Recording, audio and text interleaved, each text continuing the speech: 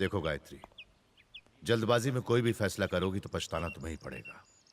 बेटी, जिंदगी का हर कदम मुश्किलों से भरा हुआ होता है। मैं तुम्हें मुश्किलों में नहीं देखना चाहता। बेटी, मैं तुम्हें सलाह देने की कोशिश नहीं कर रहा हूँ।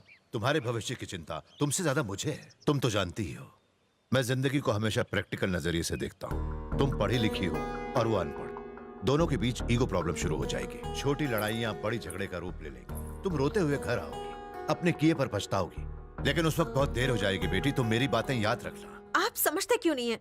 वो बहुत अच्छा लड़का है। मैं शादी करूंगी तो सिर्फ रॉकी से। आखिर वो क्या करेगा तुम्हारे लिए? वो क्या कर सकता है इसका आपको अंदाजा भी नहीं है।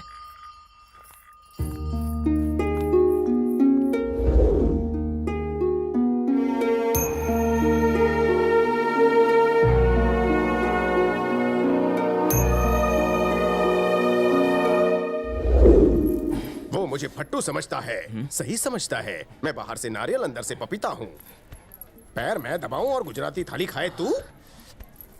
स्वीट डिश में रबड़ी खाने के बजाय तुझे उससे रोकड़ा लेना चाहिए था। वापस स्लीपर क्लास में जाने का खर्चा तो निकल जाता और बाकी पैसों से हमारा फ्यूचर बन जाता। वो तो अपनी दौलत लुटाने को तैयार था, पर ये खुद लुट कर आ गया। दुश्मन की गाड़ी।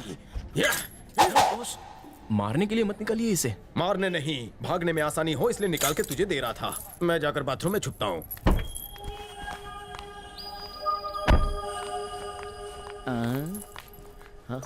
ये अकेले क्यों आई है? कहीं इसका बाप पीछे तो नहीं आ रहा? क्या करूं? कांप मत प्रेम, रास्ता नाप। हमेशा तो बॉडीगार्ड्स लेके घूमती रहती हो, आज अकेली आ गई। अब उनकी जरूरत नहीं है। क्यों? डैडी ने हमारे रिश्ते को कबूल कर लिया है। ये तो शरीफ विलन लगता है। इसे शहर का शरीफ बना दो। तुम जल्दी से घर जाओ, अपने परिवार को लेकर आओ और डैडी से मेरा हाथ मांग लो। Bad luck.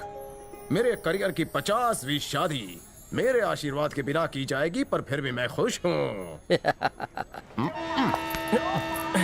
अरे बहुत उछलना बंद करो यार। रॉकी, आज मैं बहुत ही खुश हूँ कि तुम दोनों की लव स्टोरी का मेरी वजह से रिजल्ट निकला है।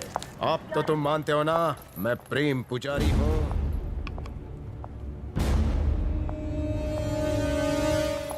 रुको, हम टिकट निकालना तो भूल ही गए। पहले ही कहा था ना, रिटर्न भी विदाउट टिकट जाना होगा। विदाउट टिकट जाना कानूनन अपराध है।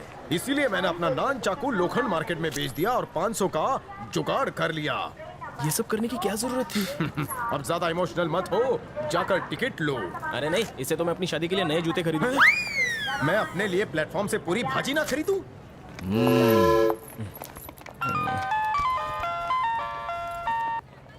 अरे भाभी, हेलो। हाँ बोलो भाभी, कैसी हो?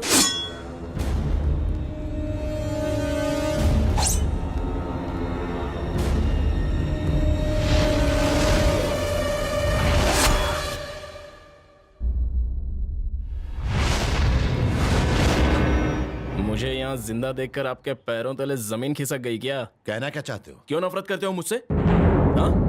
भूल गए आपने खुद ही अपनी बेटी को मुझसे शादी करने की इजाजत दी थी? तो अब आपको मुझसे क्या गिला शिकवा है? क्या जरूरत थी आपको आपकी बेटी के सामने ऐसा झूठा ड्रामा करने की? आप बहुत ही पहुंची हुई चीज हो। बेटी के सामने अच्छे बनने की कोशिश करते हो और अपने आदमियों को मुझे मारने के लिए भेजते हो। तुम्हें मारने के लिए मुझे इतनी घटिया चाल चलने की जरूरत नहीं थी।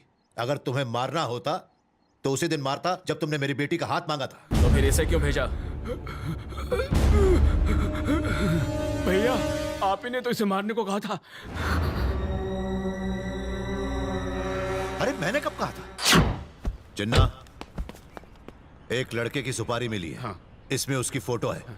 ये लड़का मुझे जिंदा चाहिए। ये लो। आपने जो कवर दिया था उसमें इसी की फोटो थी।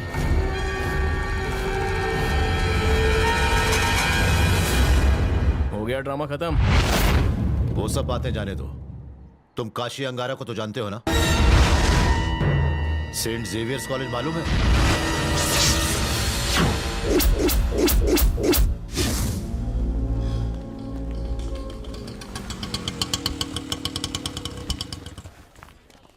तुम प्लीज कहीं जाना मत। 2 घंटे में एग्जाम देकर मैं वापस आ रही हूँ, ठीक है? मेरे बाप को तो मार डाला, अब तेरी इज्जत लूटूंगा।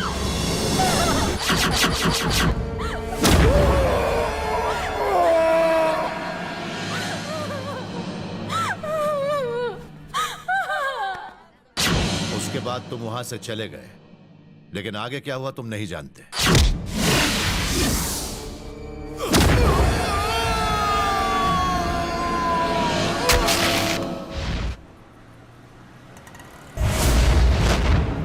काशी अंगारा तुमसे अपना बदला लेना चाहता था, इसलिए तुम्हारी फोटो मेरे पास पहुंची। मैं जल्दी में था इसलिए तुम्हारी फोटो देख नहीं पाया। फोटो में जो लड़का था उसे मारने के लिए मैंने ही कहा था, पर अंदर तुम्हारी फोटो है ये मैं नहीं जानता था। काशी अंगारा के गुस्से से कोई नहीं बच सकता, वो तुम्हें ढूंढकर जरूर खत्म कर देगा। इंडिया के सारे बड़े बड़े माफिया के पास तुम्हारी फोटो है, आज नहीं तो कल तुम जरूर मारे जाओगे। अगर मैं अपनी इकलौती बेटी की शादी तुमसे करवाता हूं तो वो तो 2 दिन में विधवा हो जाएगी, और मैं ऐसा होने नहीं दूंगा। बाप हूं उसका। तुम्हारे पास 2 रास्ते हैं बचने के। एक, उसके कदमों में गिरकर माफी मांग लो। दूसरा, काशी अंगारा का मुकाबला करके उसे खत्म कर दो, फिर मैं खुद तुम्हारी शादी करवाऊंगा।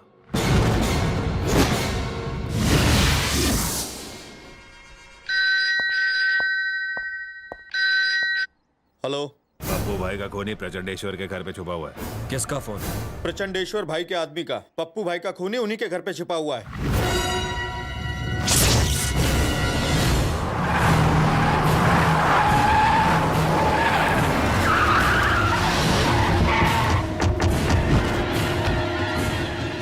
ठाकुर प्रचंडेश्वर, अपने दामाद को बाहर भेज। वो कमीना मेरे हाथों जरूर मरेगा। तेरी बेटी को विधवा होने से कोई नहीं बचा सकता। मेरी बेटी उससे प्यार करती है, शादी करना चाहती है, इसलिए मैंने हाँ कहा। मुझे पता नहीं था कि उसने तेरे भाई को मारा है। अगर उसने किसी और को मारा होता तो मैं बीच में ना आता, लेकिन उसने मेरे भाई को मारा है। वो वापस नहीं लौटेगा। जब मुझे पता चला कि मेरे भाई का कातिल तेरे घर छुपा है, उसी वक्त हमारी दोस्ती टूट गई। इलाहाबाद हो, कलकत्ता, रत्नागिरी, नागपुर हो या दिल्ली, मैं उस चूहे को उसकी किसी भी बिल से ढूंढ निकालूंगा। मेरे वार से उसे भगवान भी नहीं बचा सकता। उसे ऐसी मौत दूंगा कि उसकी रूह भी कांप उठेगी।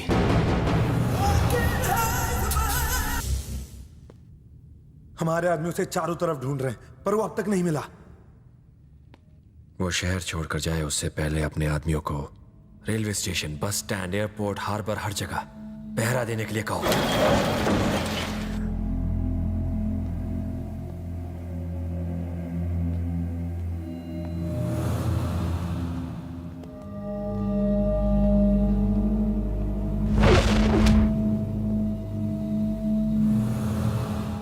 भाई, मैंने जो कुछ भी किया वो अनजाने में हुआ। वो लड़की से बदतमीजी कर रहा था इसलिए मैंने हाथ उठाया, पर मुझे ये नहीं पता था कि वो मर जाएगा।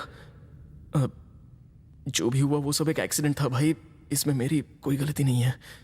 मुझे सच्चाई का कल ही पता चला, इसलिए मैं माफी मांगने आ गया। चल, मैं तुझे माफ कर भी दूं, लेकिन मेरे भाई की आत्मा तुझे कभी माफ नहीं करेगी।